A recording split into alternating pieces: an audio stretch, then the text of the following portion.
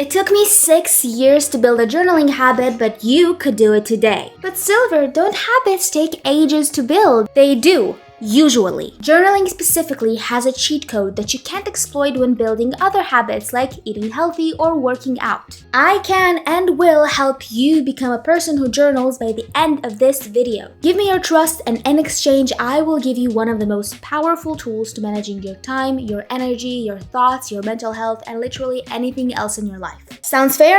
Good. Let's get into it. We're gonna discuss 3 things. 1, the different types of journals, which for some reason nobody talks about. 2, the benefits of each. And 3, how you can actually journal without quitting. Timestamps are below, feel free to hop around. We'll start with journal types. I currently have 3 journals that serve 3 different purposes and have almost 0 intersection. Do you need all 3? Absolutely not. Could you have a journal that serves a purpose none of these cover? Definitely. Let's talk about it. Left to right, these are my productivity journal, my organization journal, and my memory journal.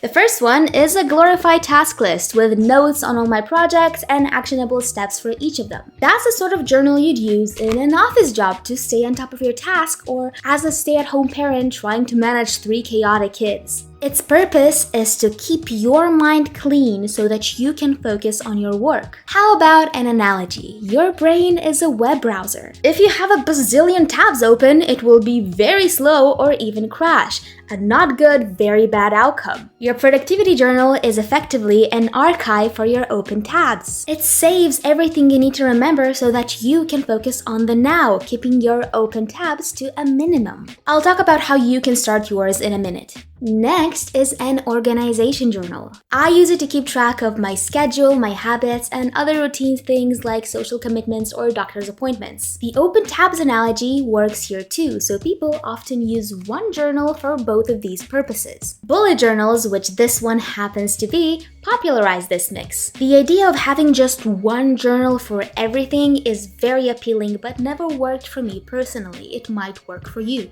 Again, more on that later. The last type of journal is a memory journal or a diary, effectively a record of how you spend your days. While it does have benefits when it comes to your mental health, especially to alleviate anxiety or to manage anger issues, that pales in comparison to having documentation of meaningful events in your life. I have a record of my first date with my partner. I have a record of how excited I was when my best friend became a mother. I have an account of a near-death experience I had a few years ago, after which I was so severely gaslighted in an effort to prevent trauma from forming that A, it worked, B, I believed it, and C, I was shocked when I was told that my account was actually the truth this year, like 5 years after the fact. Point is, having a diary is super cool. If you regret not starting your own diary earlier, don't. One of my favorite phrases is, the best time to plant a tree was 20 years ago. The second best time is today. Start today. There are so many other types of journals: scrapbooks, travel journals, fitness journals, reading journals, whatever. But I won't be getting into any of those today. We're here to talk about the basics, and to the basics we shall stick. Instead, let's talk briefly about the benefits of each journal. The productivity journal keeps your mind clear so that you can focus, makes prioritizing easier, ensures that nothing falls through the cracks, and artificially dispenses dopamine when you do what you're actually supposed to be doing. Procrastination? We don't know her. The organization journal protects you from overwhelm and burnout, helps with accountability, is good for work-life balance, and is invaluable in habit building. Last but not least, a memory journal preserves the precious or meaningful moments of your life, which you may not even know are meaningful without the benefit of hindsight. It helps with emotional processing and self-awareness, especially with anxiety, anger, and hurt. Another often overlooked benefit of a diary is that it helps you express yourself better, which by improving your skill in communication can really positively impact your relationships with your loved ones. Good stuff! So which journals should you have? That's up to you. You can start with one and build up to more, or completely forgo having a diary, for example. If you don't need one or want one, don't force it. Your journal is meant to serve you, not the other way around. It's a tool, not a cage. So how do you acquire the habit without spending years building up to it? You do something that wouldn't work with almost any other thing. You start small. No, scratch that. Not small.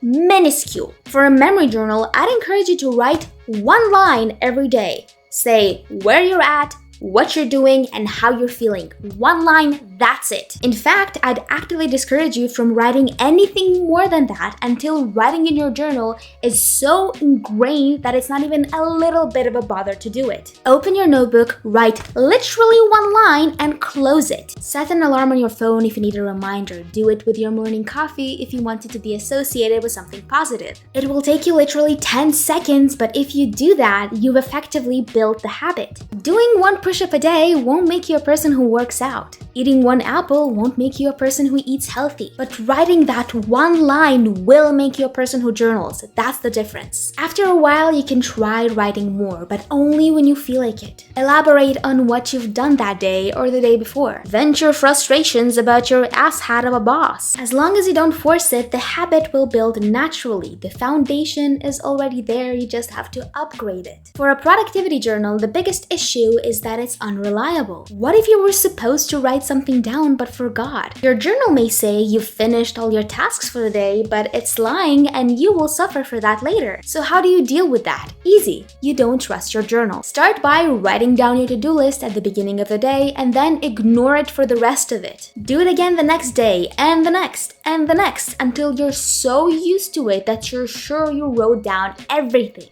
Then, and only then, can you actually start using the list, for example, by prioritizing your tasks. Here too, you've already built the habit even when your journal is just a dump for your thoughts. It counts, it's enough. If you start too big, you're likely to burn out and not see the fruit of your labor ever. So don't rush it, start slow, you'll get where you want to be. Last, the organization journal. I recommend that you start with a digital one. Whenever an event pops up, add it in, but don't rely on your calendar just yet. Same as before, use it to dump your thought, not to fish them out. When you're finally confident that you dumped everything onto your calendar, you can start using it as a personal assistant, which is incredibly valuable and a huge weight off your shoulders. Really, the trick is that you have to start small. That's the magic behind building such a difficult habit. I wish there was an equivalent for other things I try to improve in my life, but at least I can help people with this small thing. If you'd like to see what this bad boy looks like on the inside, you can see my video where I set it up for the new year. You can also get a discount on yours by using code SILVER. Check out the link in the description. If there are any topics you'd like me to expand on or discuss, let me know in the comments below because I do take requests. I'll see you next week, and until then, happy journaling!